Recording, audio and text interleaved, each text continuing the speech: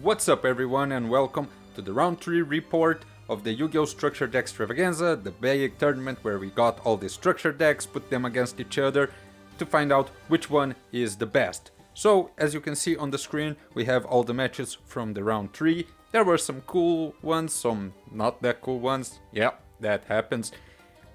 Again, I'll remind you to like the video and subscribe to the channel to get more updates. We're going to be posting round 4 next week. Hopefully I won't late that, as I had to late this one a little bit. But that's not the important thing. The important thing are some quick updates that I wanted to give. Number 1, we have implemented a extra drop rule on the tournament, which means if you lost 3 games, if a deck ends up losing 3 games, it's out. So this week we'll be saying goodbye to some of our friends: Machina Mayhem, Lord of the Storm, Cyber Slink, Onslaught of the Fire Kings, Master of Pendulum, Hero Strike, and Machine Revolt. The one that I'm most sad about is Hero Strike. I really like Heroes, it's one of my favorite decks, and seeing having to go, well, it happens, nothing we can do about it. And also we have our first glimpse of the top 8, and as you can see, we have number 1, Realm of Light, one of my favorite ones here. Spirit Charmers, Shadow Showdown, the Dark Emperor, which is the oldest deck to still be in the top 8. Dino Smasher Fury, Rocket Revolt, Soul Burner, and Saga of the Blue Eyes White Dragon. These decks will be playing against each other in the 4th round, so we're going to see some possible changes on the top 8 next week.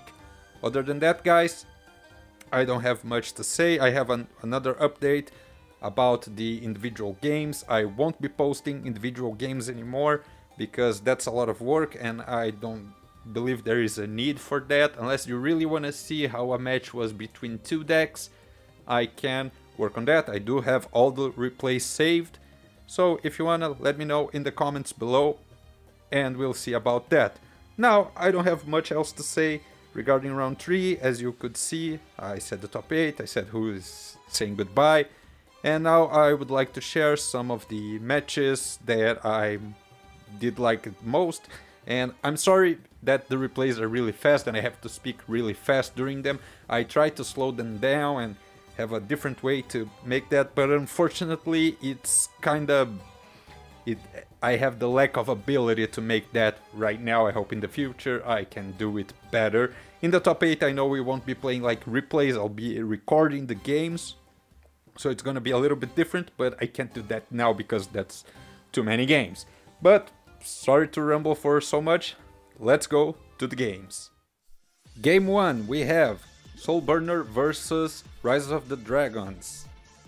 We start with a spinning, make a Bailnix, activate the Gazelle in the hand, get the field spell from the deck, activate the field spell, I believe. No, we activate the Gazelle, send the Jack Jaguar, activate the spinning on the grave, make a Link 2, activate the field spell, go to a hit Leo effect, we'll send a card back to their deck, then we activate Jack Jaguar on the grave, use a monster reincarnation to get the Gazelle from the grave, sending a shell, using the shell effect to get another shell, and summoning a Inferno, making another Chimera Link 2. Going attack, it's a Morphine Jar, we discard our hands, draw till we have 5, we attack directly, pass back to him. On his turn, he's going to activate a Terraforming, that's going to meet our Ash. Going to pass back to us, setting 2 cards, and we are going to summon a Foxy, activate the effect of Foxy to check the 3 cards in the top of the deck and add a Salamangreat. I don't know why they stopped there, I could possibly have extended a little bit more, so we end up finding the defensive shield. He activates a Rain Control, takes the Foxy, Premature Burial, gets a monster. He's going to summon now the Creator, use the effect of the Creator, we activate that trap for no reason. He goes into attack, we activate the Peril in our hand and another trap for no reason. Peril effect, targeting the Jack Jaguar and the... wow, I don't even know the name of the card, I'm sorry. He passes back to us and in our turn, Jack Jaguar effect, going back to the field. Foxy effect, getting back to the field. Hit Leo into Hit Leo first effect. Hit Leo second effect to make the Creator attack 0, going to the battle phase, attacking, game. Wow, that was kinda fast. And again, I'm sorry that I have to speak that fast, but I still lack the ability to make the replay go slower in a way that I can show that and say what I wanna say at the same time. Well, game 2, let's go. Okay, for the second game that I wanted to share, we have Mechanized Madness versus Machina Mayhem. This is to show the power creep from the old version to the newest version of the the same structure deck. As you can see, Mechanized Madness started putting 2 big monsters on the field, and in the end phase is going to get another one, destroying the other. So he's going to activate the Gear Frame effect, go back to the field, summon a Deskbot 001, and he could be almost attacking for a game. I think he's missing like 400 damage. Yeah, 400. And all we can do in our turn is basically set one monster and pass. This is just to show the difference in power between the decks that were supposed to have the same strategy. Not much changed, 5 turns, really fast. Cool. Game 3. The third game is between Cyber Dragon Revolution and the Dark Emperor. Even though the Dark Emperor won the match, I want to share this one. He starts with the monster that I forgot the name that will banish all the cards. We start with a core, adding a Cyber Repair Plant to hand. He summons a DD Survivor, attacks the core gets banished, attacks directly, and now we have to do a kind of a plate like, okay, we need to defend ourselves. So we're going to make this play for 500 attack, just so we can remove the monster that is banishing all the cards from the field and go in for 900 damage. It looks not good for us. All he needs is any monster, and that's the monster. DD Survivor goes into the Cyber Monster, and we need something now. But we get the dry, we'll make the levels of both Cyber Dragons on the field 5, so we can get into the Nova and destroy the DD Survivor.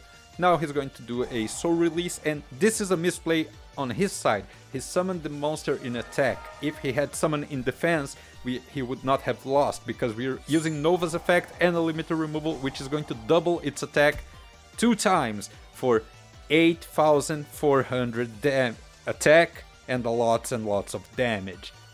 So his misplay was playing the monster in attack position, but this was only one of the games. He ends up winning both other games and winning the match, because Dark Emperor, it's a very good deck, and if he can get the cards that are going to banish everything that should go to the graveyard, it's a very bad thing for the Cyber Dragon Revolution deck.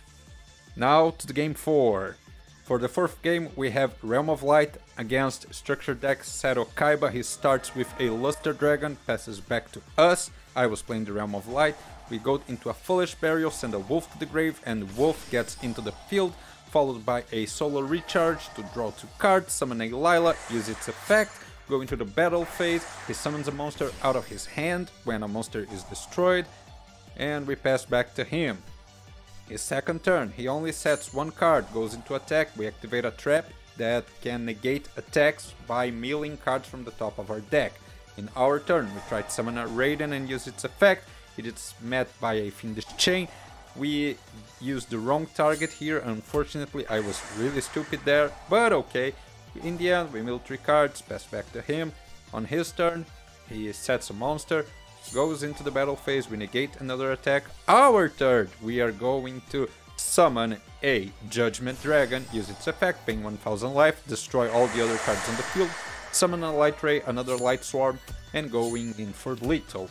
Again, the deck shows why I think is one of the strongest ones we have. It can easily swarm the field, have a bunch of strong effects, and also, if you think this was a lot, dude, wait till you see the next one. The next one is a massacre compared to this one. This one is nothing. I'm gonna show you right now. Okay, as I said, this one is a massacre. Zombie Horde against Shaddoll Showdown. He starts with a spell. Yeah, special summon the monster from your hand, no problem. Yeah, get your field spell. I don't really care. Let's see what I can do on my turn. I'm gonna start with this Armageddon Knight, send a Shaddoll to the grave, activate the Shaddoll effect to draw a card. After that, Foolish Burial, sending another Shaddoll to the grave to add a Shaddoll from the deck to the hand. And now, I'm going to activate my spell to fusion summon a Shaddoll. Also, I have a Dark Armed Dragon, so I'm going to destroy 2 cards on your field, and I'm going to the battle phase. I'm gonna attack. Oh, you don't have lethal. Oh, wait. let me show you my super polymerization. Now I have little. Thank you, but bye. Shadows, one of the strongest decks we have, with its spot on the top 8. Yep, that was it. It was a massacre. My friend got kind of tilted after this one. Thanks for watching, guys. These were my favorite matches from the round 3. We are already playing the games for round 4. I hope I can bring the video on time next week, on next Thursday. I just got back to work, so I have a little bit less time. But once again, thank you so much for watching. Leave a like, subscribe to the channel, maybe follow me on Twitter. I post the channel updates there, and I'll see you in the next one.